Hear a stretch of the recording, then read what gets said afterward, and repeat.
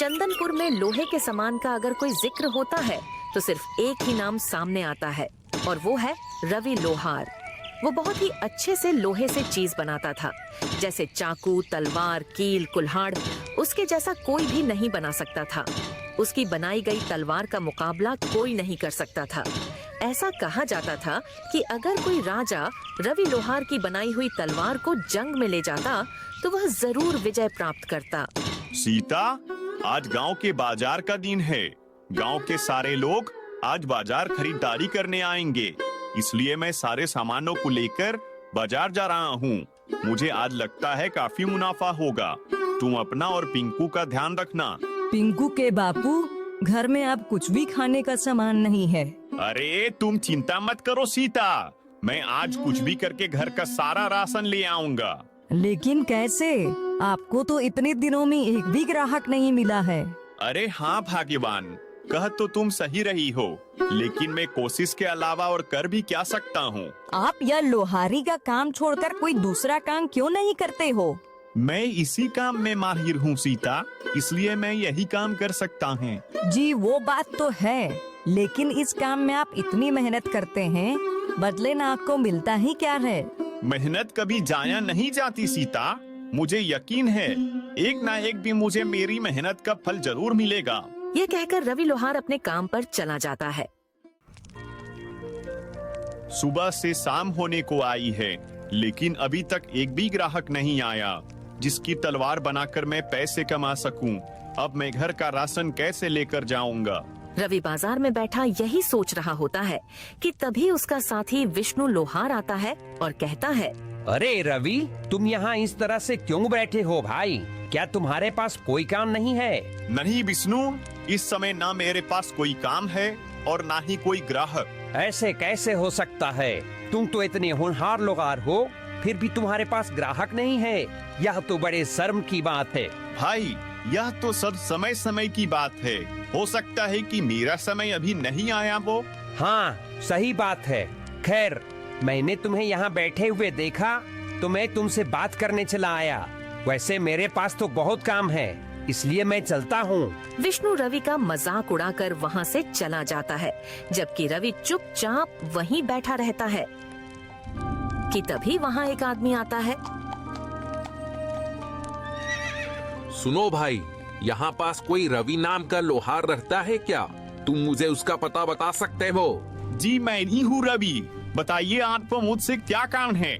मैंने सुना है तुम तलवार बहुत अच्छी बनाते हो और जो भी तुम्हारी बनाई हुई तलवार से मुकाबला करता है वह जरूर विजय प्राप्त करता है।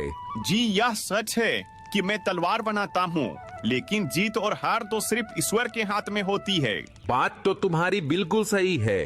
खैर जो भी है, तुम मुझे एक अच्छी सी तलवार बना कर दे दो। ठीक है, लेकिन आप है कौन? मैं पड़ोसी राज्य का राजा वीरभद्र हूँ।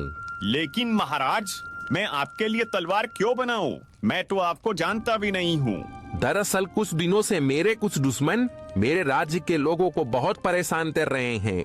उन्होंने सबका जीना हराम कर दिया है, इसलिए मुझे उनसे मुकाबला करने के लिए तुम्हारी बनाई हुई तलवार चाहिए। ठीक है महाराज, अगर ऐसा है तो मैं बना दूंगा।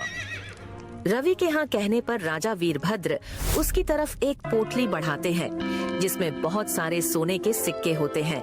यह लो तुम्हारा मेहनताना, मैं कुछ दिनों बाद अपनी अमानत लेने आऊंगा।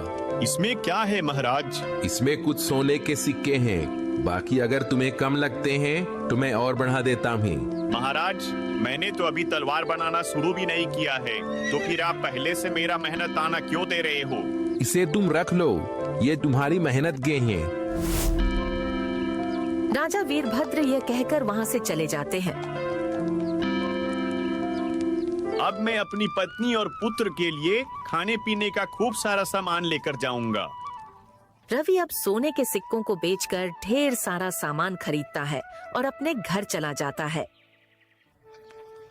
यह लो सीता, यह सब तुम दोनों के लिए है। अरे पिंकू के बापू, आप इतना सारा सामान ले आए? आपके पास इतना सारा सामान खरीदने के लिए पैसे कहाँ से आए? सीता के पूछने पर रवि उसे राजा के बारे में सब कुछ बताता है। यह तो बहुत अच्छी बात है, लेकिन आप महाराज की तलवार जल्दी बनाकर उन्हें दे देना, क्योंकि उन्होंने आप पर भरोसा किया है। आप उनका भरोसा टूटने मत देना। हाँ सीता, तुम बिल्कुल सही कह रही हो।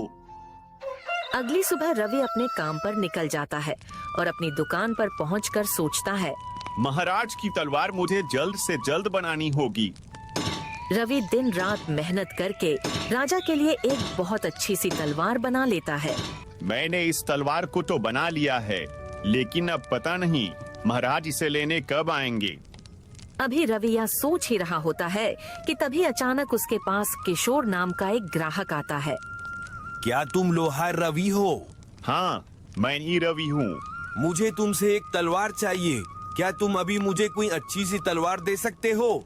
माफ करना भाई, इस समय मेरे पास एक भी तलवार मौजूद नहीं है और नई तलवार बनाने में मुझे समय लगेगा। अगर आप इंतजार कर सकते हैं तो कर लीजिए।